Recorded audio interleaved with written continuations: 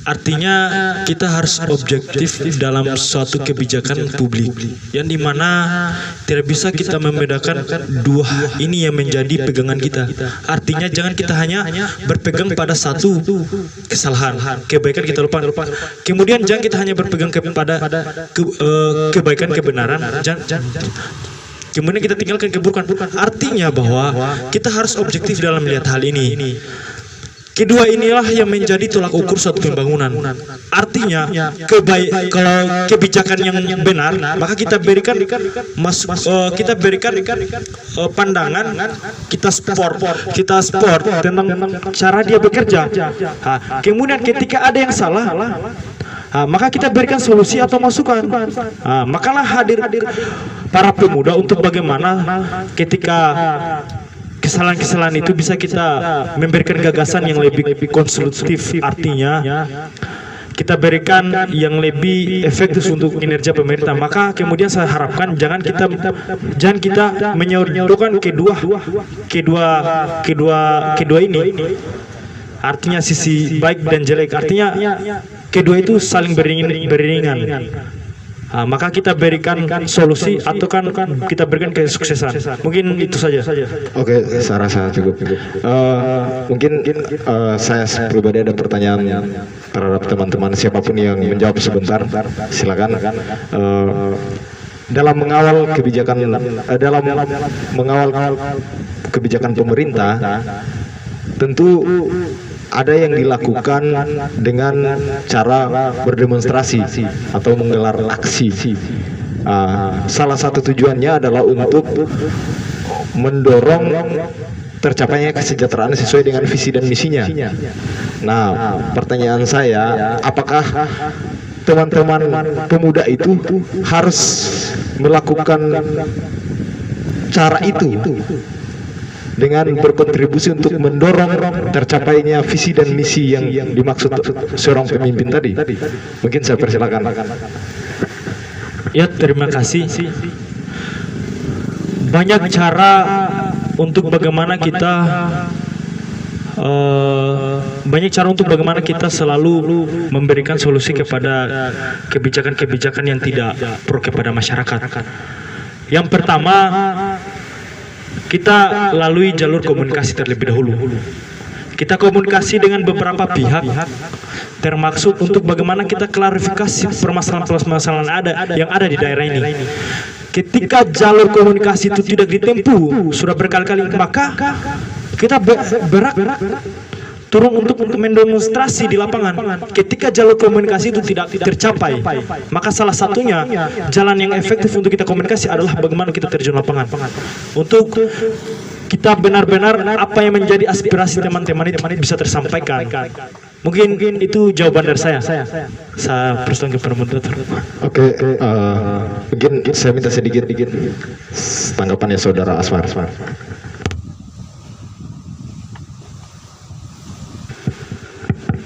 Bismillah.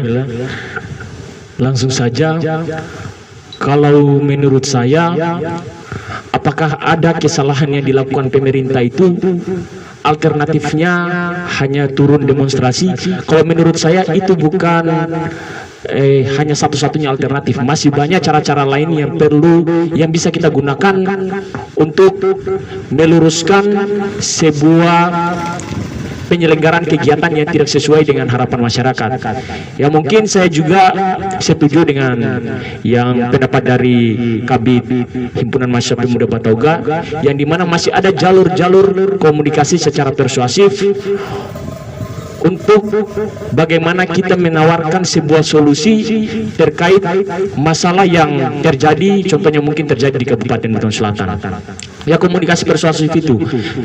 Namun kalau seandainya solusi yang kita berikan kepada pemerintah itu tidak diindahkan dan tidak dilaksanakan padahal itu solusi yang boleh kita kata baik untuk dilaksanakan, ya salah satu alternatif adalah berdemonstrasi.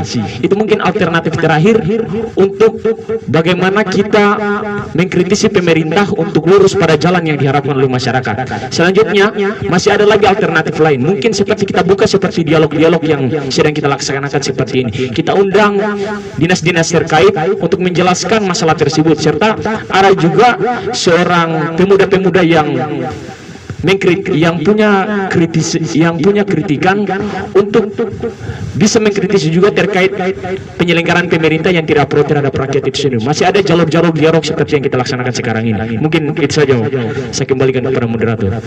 Oke, saya rasa cukup.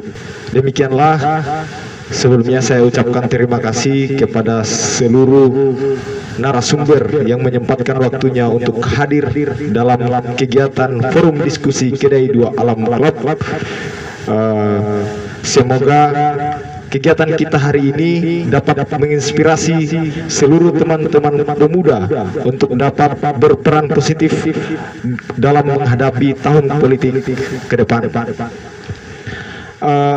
Saya mengutip perkataan dari Pramodia. Ia mengatakan bahwa jika pemuda mati rasa, maka matilah sebuah bangsa. Demikian, kita jumpa lagi di Kedai 2 Alam Club, forum diskusi Kedai 2 Alam Club. Wassalamualaikum warahmatullahi wabarakatuh.